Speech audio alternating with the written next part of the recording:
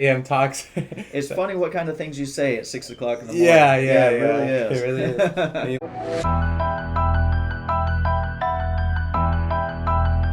like it's almost seen as like God is a vending machine in the sky. We reach when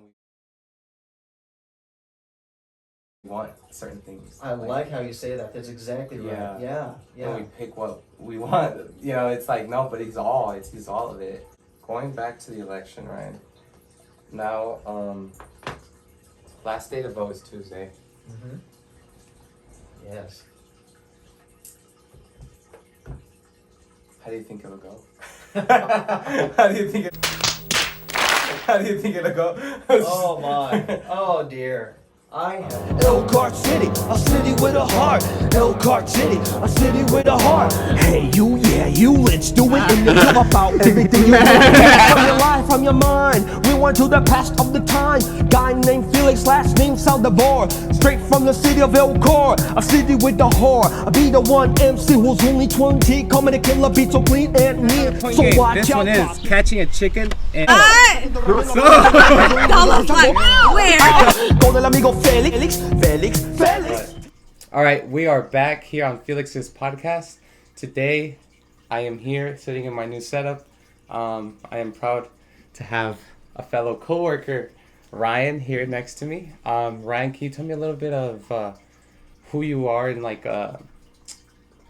what you do for a living and Sure. Well, first, thanks for having me on the podcast today. You have a very nice studio here. First time in your new studio. That's great.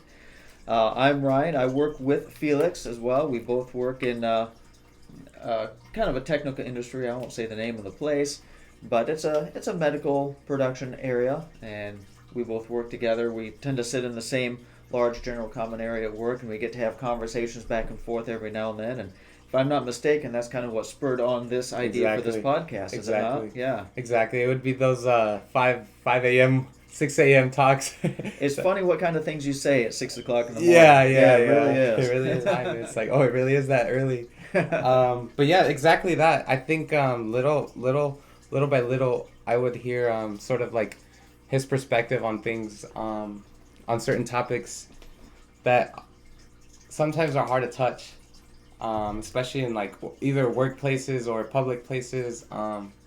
Stuff that falls under that category would be like politics for one, or faith. It's not just anyone who's willing to talk about those topics. And that's why when I asked him, I was like, Ryan, I know wisdom when I see it. I'm like, it'd be great to have you on.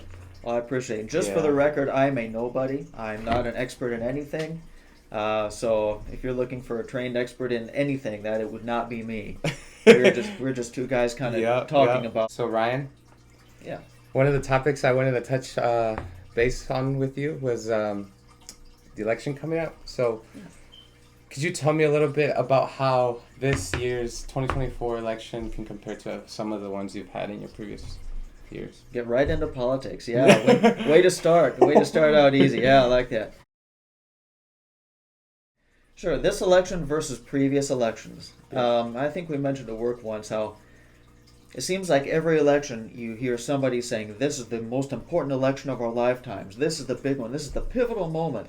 And I guess in a sense every election is, because it helps steer our country one direction or another. But I don't think we need to get too over the top panicked about any individual election. Like I said, every election they say this is the big one. Mm-hmm. And while it's important and it will guide our country one way or the other, I'm not sure that, I don't think we need to get too much into panic mode thinking this is the end of the world if the wrong candidate wins, or this is the beginning of a new era if the right one wins. You know, they are just elected officials, and it is another election, and it's important. Please, everybody, vote, do your part. But people seem to be getting caught up, especially this election, in the hype of it, and there's a lot of, it does seem like it's a lot more polarized than in the past. And I wonder if part of that's because of the personalities involved. On the one hand, you have Donald Trump, who is a very controversial figure himself. He's a strong personality. He's got a lot of views that some people don't like, and that draws a lot of people kind of towards his camp. And on the other hand, you've got Kamala, who's a very more liberal person. She did not even win her own primary. She has not been elected to anything whatsoever. Biden, of course, is primaried in. And so when he had to bow out or was pushed aside, depending on how you look at it, Kamala kind of assumed the position. Yeah, so she didn't even win the primary from her own party. And so that's another factor here that makes us a little bit unusual. And so a lot of people get kind of emotional and drawn to their own camps on either side. And you're right, it does seem to be really, really polarized and emotional. Yeah.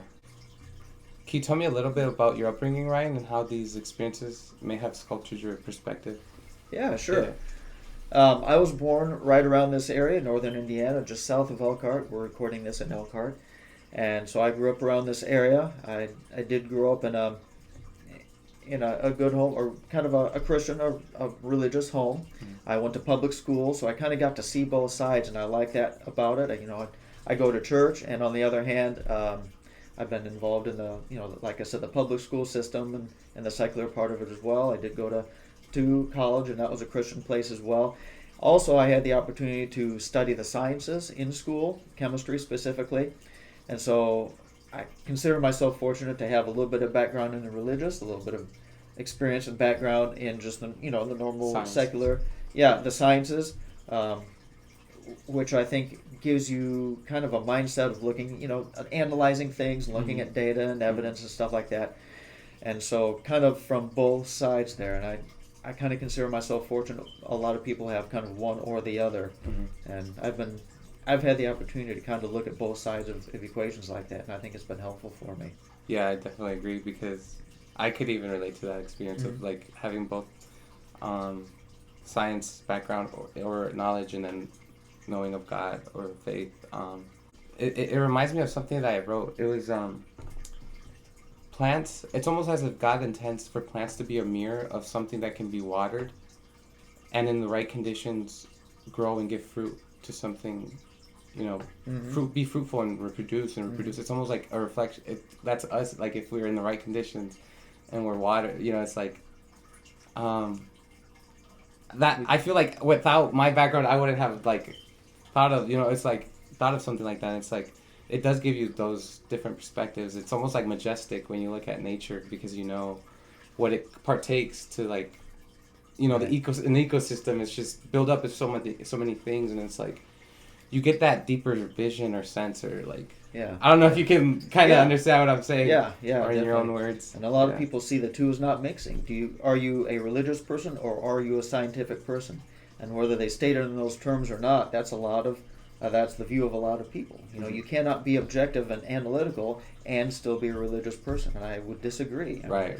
Having seen both sides of it, I think you can get a grasp of both. You can figure out where they mesh and where they do disagree, and sometimes you have to choose one or the other. But I don't think they're necessarily at conflict, especially not the science and the religion portion of it. I disagree that those are in conflict at all. Right. Yeah, I think that's just another division barrier, to... Yeah. It's just halting progress. Yeah, yeah. And honestly, it reminds me of a scientist, Nikola Tesla. He was very much faith and science. And it's knowing of the two, helped him envision or think of questions. I mean, questions is what sparks ideas, it's like your curiosity, you envision something and you create it, and it's like this scientist created so many things, and it's like, that's just an example, Yeah, a lot of the scientists have had religious faith of their own. Isaac Newton was a famous one. He was a very religious person. Several of them throughout history have. So to say the two are opposites and can't coexist is, I think, I think it's a mistake, for sure. Yeah. So there's talks on social media and news of the comparison between Trump and Kamala. How can one be seen as a God-believing side, and how one can also be seen as a God-fearing side? In your opinion, whom may each represent? That is a good question, and Felix was kind enough to send me these beforehand. I thought about this. How do I answer this? There's kind of two directions I want to go with it, and this kind of leads into what I think will probably be your next question. I think they kind of blend together really, really well. One side tends to have the religious supporters, and one side tends to have the I don't know if non-religious is the right word to say, but the more secular views, you know? Yes. The more religious people tend stereotypically to go for Trump, and the more secular tend to go for Kamala. And I think it's important. I think at the base of the question is, how does the religion and the politics intertwine, and should they, and to what degree? And anytime you have candidates with different views on different topics, and though one candidate's views correlates to your topic and the other does not, then you tend to go towards that side. And I think a lot of people see Trump as having more in common with the religious perspective. By religious, of course, in our country, I'm talking about traditional Christianity, because that's the country we live in. For most people, I know that's changing, quite a bit. But I think he tends to attract more of the religious type people, while Kamala tends to attract more of the secular people. Having said that, I think some people almost go overboard on the religious aspect of it, and by that I mean, I've seen posters of Trump and sayings of Trump, or political cartoons of Trump, almost representing him as the Messiah coming. If we elect Trump, he will save our country. Saving us. He's going to be our Messiah. Yeah. And if we just elect Trump, he will solve all the problems. And that's not the case. Trump is not a Messiah. He's just another candidate. Or on the other side, Kamala. If we elect her, she's going to fix everything. I remember back in 2008, a similar thing went around about Obama. There were posters made up and advertising and campaign signs, almost depicting him as the savior of the country. And if we elect Obama, he's going to fix all the problem, and racism will be a thing of the past, and the economy will be great, and everything will be fair and just, and social justice will take over. And you know what? He was elected twice, and he did not solve all the problems. He was not a Messiah. And sometimes people drag what we'll call religion into it so much they almost follow after these candidates as if they were religious figures, holding them on such a high pedestal that they expect so much out of them that they're almost a savior figure. And I think that's a dangerous thing. That goes all the way back to the Crusades, right? The Crusade Wars. We, in the name of God, will go and conquer these nations and these people. And people tend to use the religion as a vehicle of, and as a rationale to support their own politics. Can I say it in that way? Yeah, to support their own cause. God is on my side, therefore here's my political stance. And while a particular candidate may support more of God's view as the Bible describes it, be careful about making them a messianic figure, a Messiah figure, because they just aren't. Trump will not solve all the world's problems. Kamala will not set the world straight. She just won't. And Trump won't either. So one may be a better candidate than the other, and I definitely have my views, but one will not be the savior of the world, or the other will not be the savior of the world. And so, I see that kind of fanaticism, and it makes me a little nervous. Yeah. Like people over-identifying with individuals nowadays. I think that's.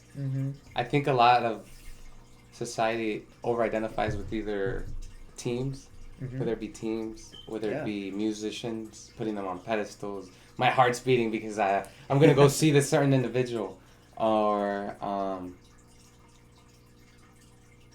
just like politicians, like you were saying, like they over-identify, and it's like we over-identify with so many other things except with the things we should be, or at least from a Christian perspective, there's a lot of things that we could be directing our energy towards rather than focusing on, like you said, thinking one individual will be the savior of us. Yeah, you're right. When we ourselves can't even save ourselves. Right, turning a political figure into that Messiah. And you're right, I think people these days have, and I don't mean this to be insulting or condescending, but kind of a superficial and tribal view of religion. Here's my camp, and these are my people, and so I will fight for them. It's almost like being a member of a sports team or a fan of a sports team. I'm a Cubs fan, or I'm a Bears fan, or I'm a Sox fan, and that's who I am. And all the other fans, we're going to do battle because I'm on this side and you're on that side. And really, it's just kind of an arbitrary division of people, and they kind of battle against each other. And for sports teams, that's fine, and that's what makes it fun, and that's the entertainment of it. But when it gets down into real life, whether that be politics or whether that be religion, religion especially is more than just and I'm on this team and you're on that team, therefore we're at odds with each other. religion, and Christianity in particular, is your relationship with God, regardless of what anybody else believes. And so, if you believe, if you were the Muslim, any other religion, my mind's going blank here. But if you're the one religion, I'm somebody else, that doesn't necessarily mean we're enemies. We have a different understanding of who God is, and that doesn't mean that all views are equal. And I don't want to say that either. I am a Bible believer, and I believe that is the truth. But that doesn't mean I have to hate the people that disagree with that. Yeah. You know what I'm saying? Yeah. Because religion is your relationship with God and who He is, and even in the Bible, in Scripture, it says, religion will not save you, but your faith for the Lord will. Yeah, and when people are asking me personally, I don't even like to use the term religion, because again, religion kind of goes back to that tribal. I'm of the Catholics, or I'm of the Protestants, or I'm of this denomination, that denomination, and it refers to the ritual and the traditions that you have and the things that you do that you think will make you a better person. And at the heart and the core of it, that's not what, at least the Bible anyway, is about. The Bible is about we are all fallen people and we cannot save ourselves, and so that's why Jesus came to die for us as that substitutionary payment for the wickedness that sin, the wickedness that we've created for ourselves. That's what it's about. And so to hide behind the denominations and the rigmarole, the tradition, and all that kind of stuff, and using that to divide the people, is not good. I agree. I agree so deeply that, I've always said that, sometimes, even in families, especially mine personally, a part of my family is Christian, a part of my family is Catholic. Okay. And then when they would have, New Year's or Christmas or meals, there'd be arguing towards the end, it's over this or that, and it's in the end all it brings is division and division, because you can't, it's better. I mean, I think we could agree that God would want us to be in harmony rather than I think saying, I think He doesn't want us to see each other as enemies.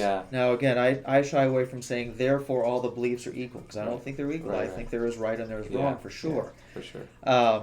But that doesn't mean that the people that disagree are the enemies. That means the people that disagree are somebody you can discuss this with and hopefully, share some truth with them. They're not the enemy. And that's where it comes together. Yeah, definitely, for sure.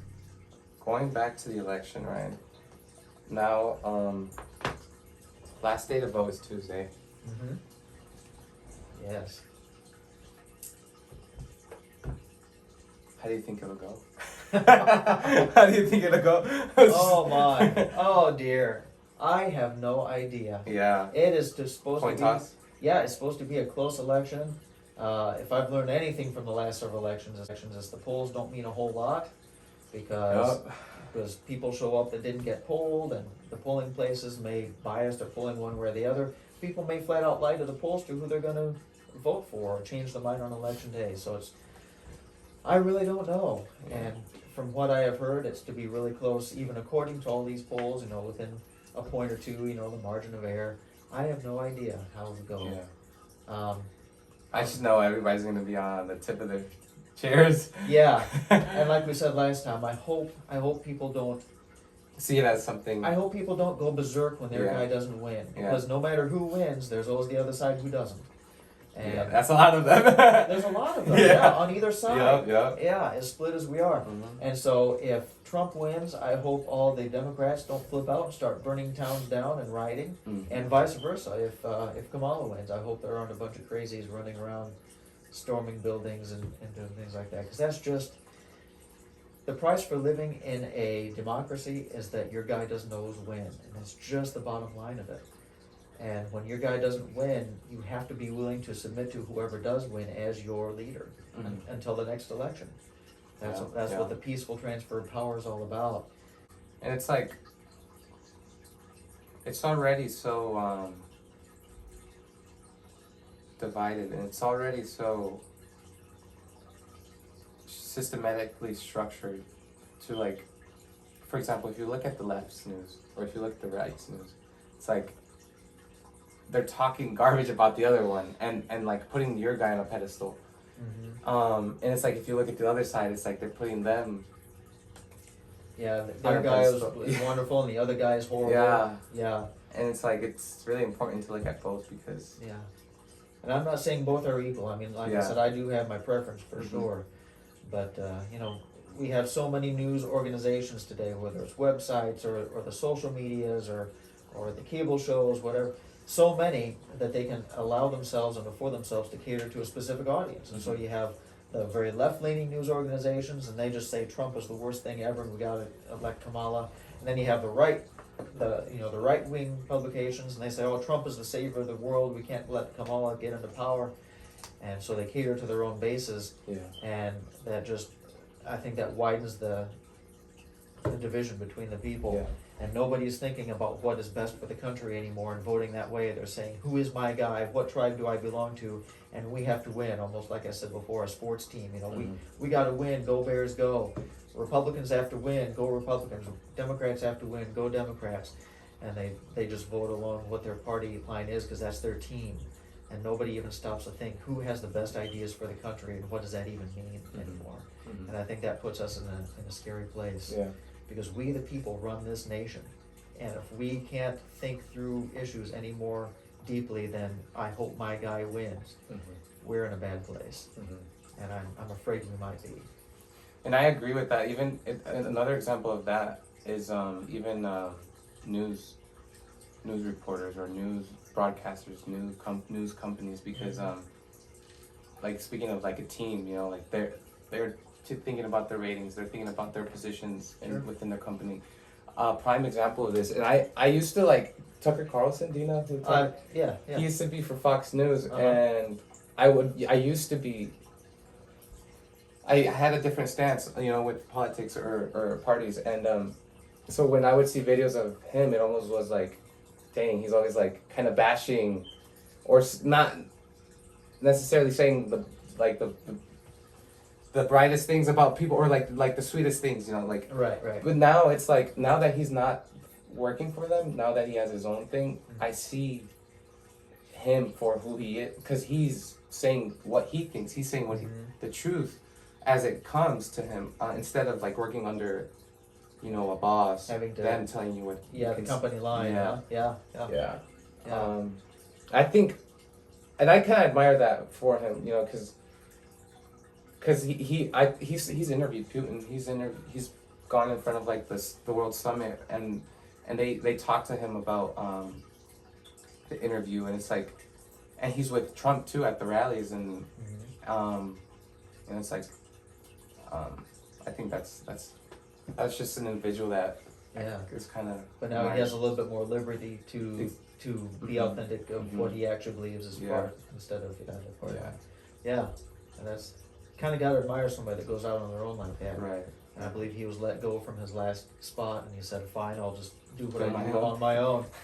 I kind of respect people like that. Yeah, just strike out on their own and just do it. Yeah. Yeah. Cool. Yeah. Going back to you were talking about like people not necessarily like thinking for themselves, right? Yeah. And it's like in today's age, we are so busy. We're almost, the life in America compared to other countries is almost like on a treadmill. You know, it's like you're always going. You're on a.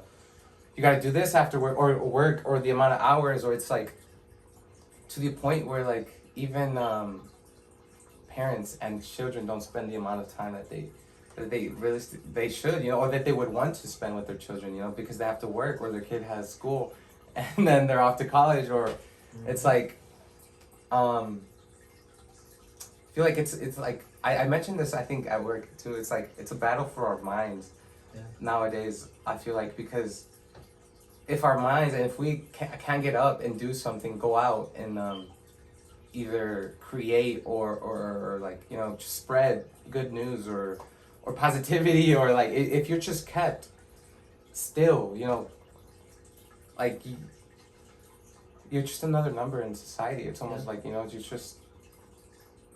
you're out of the way for the people who want to control or like run the world, you know. It's like, people are responsible for how they live their own lives, aren't they? They have to intentionally choose where their priorities are, for sure. And it's up to them to think, like you said, for themselves.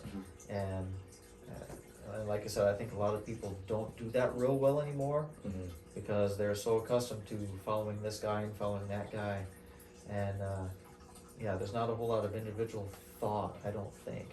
And maybe I'm wrong, and maybe it just seems that way, but I just get that sense that there's a lot of crowd following. Yeah. And that ties in with like the over-identifying, because it's like influencers now are a thing where it's like because they like this, because they ate that, because they drink that, because they listen to this, because you like them, now you're gonna do what they're doing. Sure. And it's like that's where it ties in, where it's like they're not individual thinkers anymore. It's like more like, oh, I'm tagging along.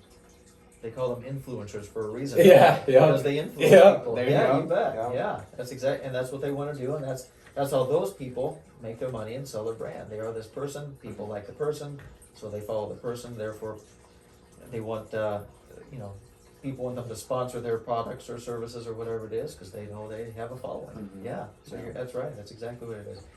And I'm sure that's not just new to our generation, and that's always been going on. But I think it's a little bit easier now that we have all the electronics. Yeah, exactly.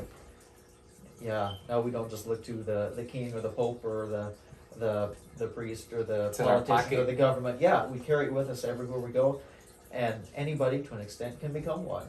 We can go on a podcast here, and where 20 or 30 years ago it'd just be you and me talking in a room, now we get to broadcast to however many people want to listen to our conversation. And we can get our word out there, and that's a great thing. And it's also a dangerous thing. I guess just like anything else. Two sides of the sword. You got it. Yeah, that's exactly right. In Spanish, it's like I think it's an X. I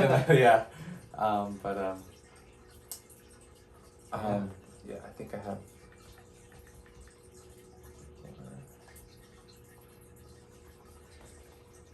So, I mean, I take it you've been eating for the last 40 years, right, of your life? Been eating? Yeah, I do that every now and then, yeah. So, the next topic is the food industry that we have today. Can you remember what a cheeseburger tasted like back in the 1900s compared to now, or no? Or are you a big cheeseburger? What did a cheeseburger taste like? I can't say the cheeseburgers have changed all that much, as long as you get a real beef one. I mean, they didn't have all veggie burgers back then. And I asked that because of like how known stuff now are how known they are to be negative to our bodies, like the effects they can have on us. And I asked that because it's like, is it a flavor thing that also changed? Is it more like, are we talking like health-wise? Yeah. Primarily? Yeah. Yeah, people are a little more health conscious now, maybe than they were back then.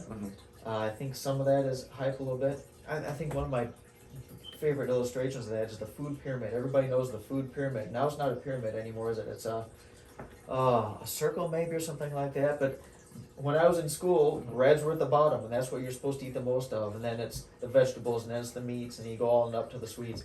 And now they flipped it around, and vegetables are on the bottom, and breads are clear at the top. You're not supposed to eat too many breads. And I think that's, food pyramid, yeah.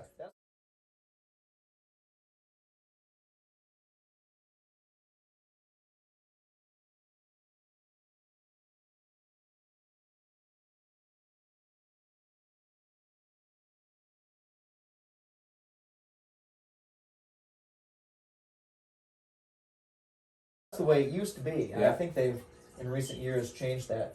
I only say that to say, ideas of health and what is good and what's bad changes over the years. Is that money? Is that politics? What is it? Is it actual science and health? That's probably a mix of all of those. What's some advice you'd like to give to someone who's trying to get closer to God? Right. Oh wow, that's a good question. Yeah. Advice I would give to somebody that tries to get closer to God. That's probably my favorite question. Let's say, to get closer to God, we need to know who God is and who we are. And too many religions, and this is one of the reasons I don't like the term religion, they say, here's the set of things you have to do to become good enough so that God will like you, or you'll earn his favor and he'll let you into heaven, right? And whether that's giving to the poor, attending church, saying certain prayers, communion, whatever the ritual is, here's what I'm going to do to try to earn God's favor and be good enough to get into his good graces. And that's not how it works at all. You know, the Bible says that we are hopelessly lost and we cannot do anything for ourselves. Right. And that's the whole reason Jesus came down. He lived his perfect life.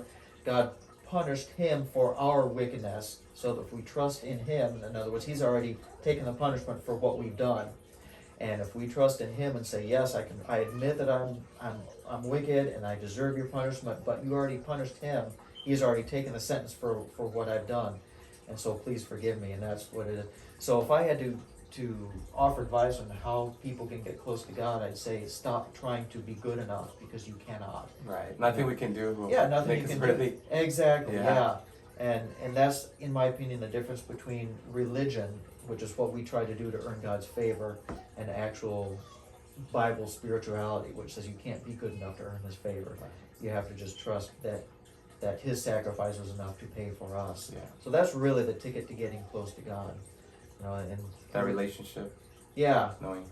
yeah, and understanding who God is. In popular religious culture, or the way that people tend to view religion, God is this guy who's kind of pathetic and he's weak because he's the good guy, and everybody knows the bad guys are stronger. But the good guy comes around and God says, please do this so that you're like, please just, you know, give some offering and go to church, and please just like me, accept me into your heart. And God is this, like I said, kind of pathetic figure who's holding out his hat. Please just give me something, like me, so I can let you in. And that's not who God is. God is the sovereign creator of the universe. He holds all the cards, and we are in surrender to him. And he says, you will be punished forever unless you surrender to me on my terms. And my terms are, you admit that you surrender to me, you admit that you can't come to me, and then I offer you the forgiveness that you need because of what I've done in Jesus' sacrifice. Yeah. And so it's a completely backwards from what most people say. Most people say, I have to be good enough, and then I will show God that I like him, and then he'll like me, and then I get there. And that's not how it is. We are his enemy until we come to him in surrender. Yeah. Yeah. And going off of that, you know, like how you said today, how we perceive him is very different, because we forget a very big part of it, which is the fear of God. Yeah. And it's really like, it's almost seen as like, God is a deadline we reach when we want certain things. I like how you say that. That's exactly right. Yeah. When we pick what we want, you know, it's like, no, but he's all of it. And it's like, yeah, almost as if God is there to serve us, right? God is a tool to make us better people, to make us a better society. And if we kind of follow his rules, he will help us and give us what we want. Mm-hmm. Like, I love your vending machine illustration. Yeah. That's exactly right. When it's the other way around. He is the God and we are the people. Yeah. And we are the ones that are indebted to him. Yeah. Yeah. It's like, I remember back in 2/11, you know, when they attacked the towers. And for about 1 week, everybody was a Christian and everybody's patriotic. And I use those in quotes because it obviously wasn't genuine. Mm-hmm. But for a little bit, people were in a panic. They say, we need God's help because we're under attack. And so everybody kind of turns and they try to do what's right. And church attendance shot through the roof right after September 11th, 2001. And everybody's becoming very religious. And that lasted a few weeks, maybe a month. And then everybody's back to their old ways. Mm-hmm. Because you're right, there's no genuine relationship there. There's no actual fear or reverence or worship there. It's just... it was like, oh crap, I need to go. Yeah, I need help. Yeah. Help. Is this really the end? Yeah. Yeah. And then things normalize and they forget, okay, I'm all right now I'll go back to my real life. Yeah. So to get back to your question, how do you get close to God? Understand who he is and understand who we are and what he's done for us and what I say earning his favor, but that's the wrong terminology, isn't it? Finding his favor, what that really means, because we can't do it ourselves. Yeah. Excellent question. Yeah. I had a thought. But it's because every time, like, when we're conversating, it's like, I'm also analyzing, but I'm also, like, thinking, and it's like, but then I lose it sometimes, and it's like, well, just tell me to be quiet. No, you're great. No, you're great. So yeah, the faith and the Vending machine, coming to him.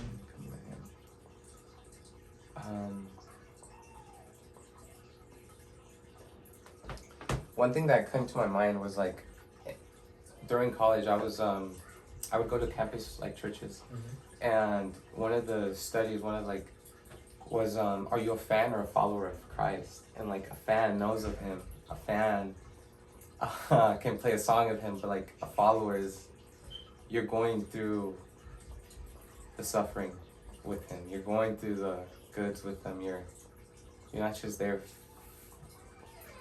to make it seem like you're there, you know? Yeah, you're right. Yeah. So who calls the shots? Who makes the rules is really what I think you're saying.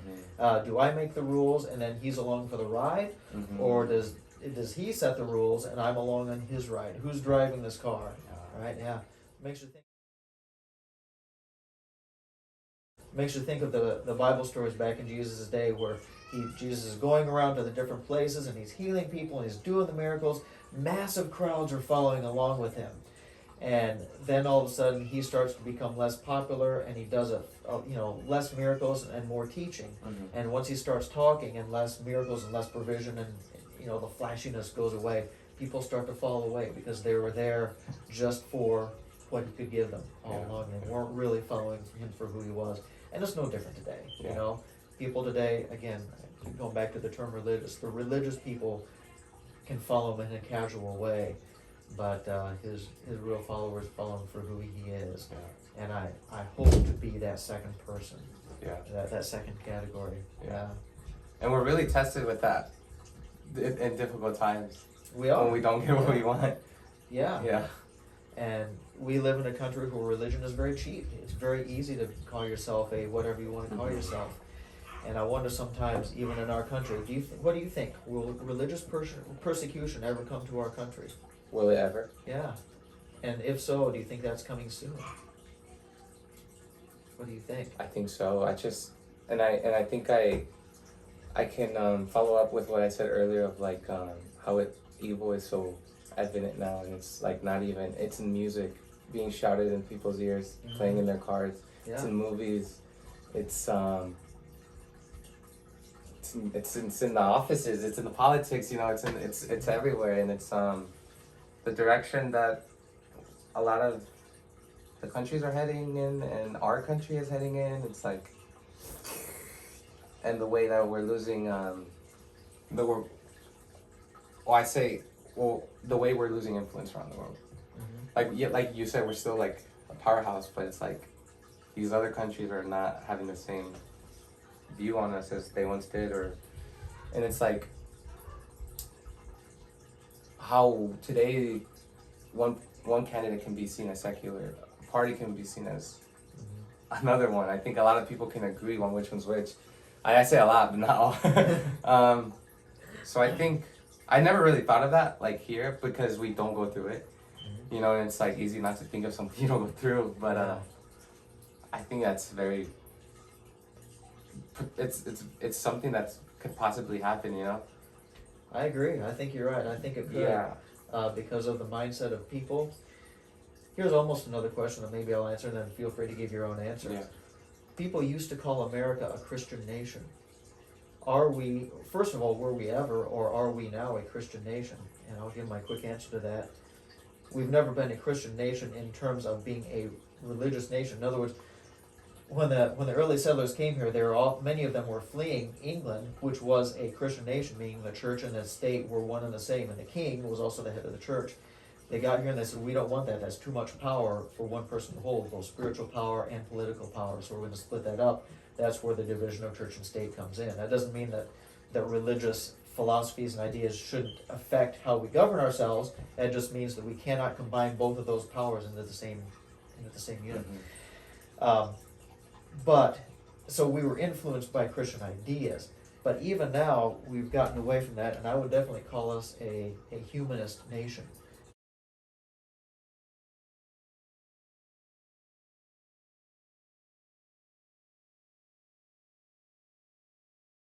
What we worship, and I'm talking society in general now, not everybody, of course. Society in general is very much humanist. That is, we worship the people and their ideas, because people make the rules.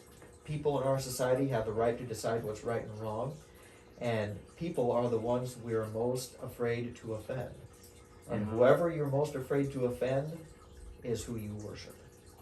I dare anybody to test this theory. Go out on a street corner or in your business or whatever, say some things that would be offensive to God and see what happens. Nothing will happen because it's freedom of speech.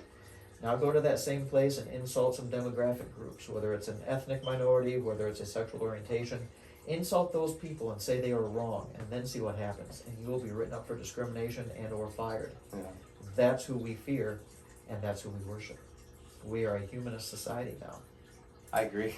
And when you're a humanist society and people make all the rules, then people have the right to say, we don't like others who don't follow our rules, and therefore we will persecute them. And that would be the religious people, because they don't follow the humanist rules. They say, no, God sets the rules, not people. And those two are always at odds. Mm-hmm. And so I can see the possibility of persecution coming along because we're now a humanist society. Yeah. And if you don't conform to those humanist ideas, you're going to be the bad guy. Yeah. What do you think? I know it's a lot to find on memory and time. No, yeah, yeah, could you repeat that one more time? Just so I could Sure, yeah. reiterate. Do you think that we are a humanist society, and why? And do you think that could bring on religious persecution in our own country?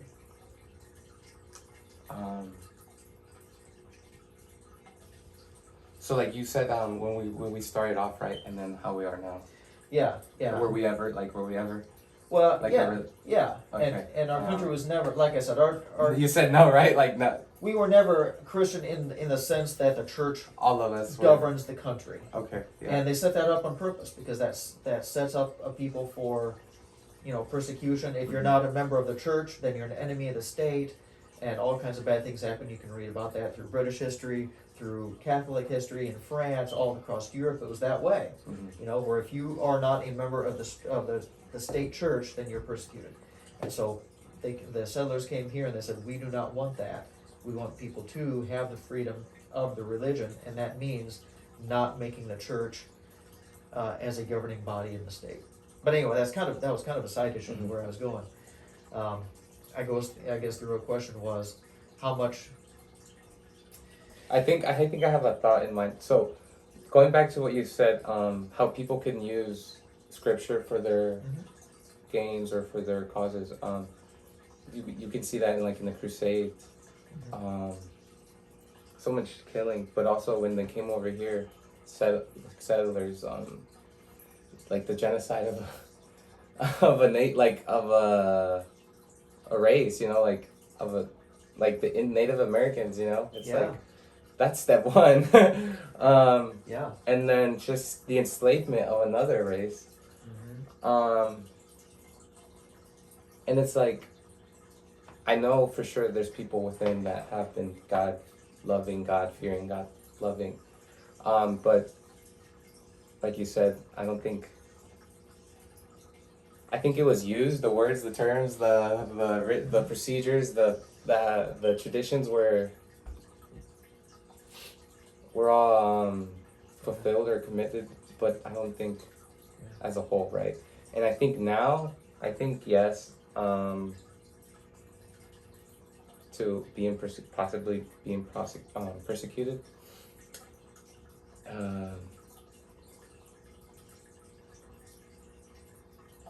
I think there's just a lot of division now that opens the door for all that.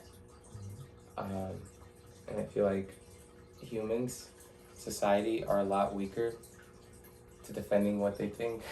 Like you said. Well, no, in a way, honestly, look, I saw a meme. It was an alien looking at a human inside, and he was telling his kid, look, this is a human. You can make it upset by like messing with its food or with its beliefs. Like those two things. Food and like touching their beliefs. Like they'll get violent. Right.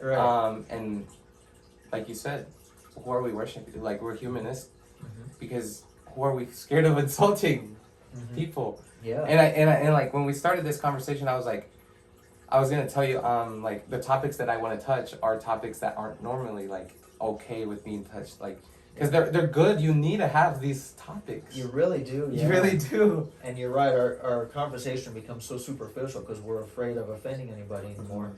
And not that we want to go around just insulting everybody, but these are the deeper things that people should think about. Mhm.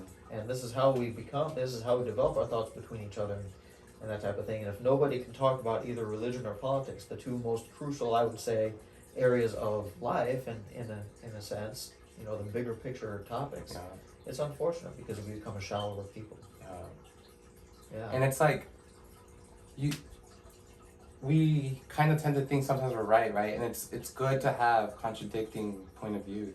Yeah. And I invite that when I'm having like a group of people here, or interviewing in the same time. I'm like, it's good because Yeah. although we don't have to agree with someone's perspective, we can understand or accept it. Yeah. I think that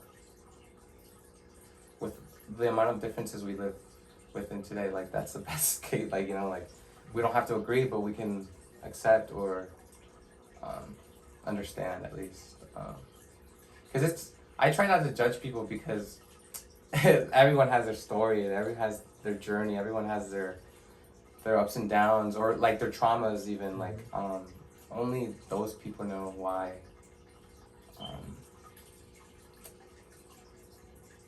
Yeah, that was just me just going off of that. Yeah. You look back around the World War II time, Hitler over in Germany. How did he convince an entire nation that a total subset of their country was so evil they had to be eradicated? How does that happen? Yeah. I mean, how does it happen? Yeah. Well, he just repeated it over and over, little by little, incremental, but the people apparently listened to the popular propaganda instead of thinking for themselves. I've known this guy all my life, he's not a bad guy, but somehow they were swept into it. Either they're afraid to stand up and say, fight against it, or they actually started to believe it themselves. And again, I ask myself, could that happen here? Are we well grounded enough that we could resist something like that, or would we go along with it? And unfortunately, at this point, I think we would probably go along with it. I think we've been seasoned for it. I think we have. I think you're right. Yeah, I think we have. And so if we would get in, whether a president or, kind of a group, a movement, political movement of some kind that starts to build a case against a certain group in our country, I think we could absolutely see that. I'm not saying we will, I'm no fortune teller, I don't know what's going to happen, but I think we are kind of ripe for it. I think we see that, I think we see that a group of people are willing to do it, push it through, and there's a group of people who feel like they can't do something about it. Because I feel like a lot of people that I talk to, they're like, what is talking gonna do? Mm-hmm. Well, first of all, an idea starts, and then you talk about it, or you you spread it and it gets going. Everything in the room is like, it started off with an idea, Yeah. and then you build it, or you make it, or etc. I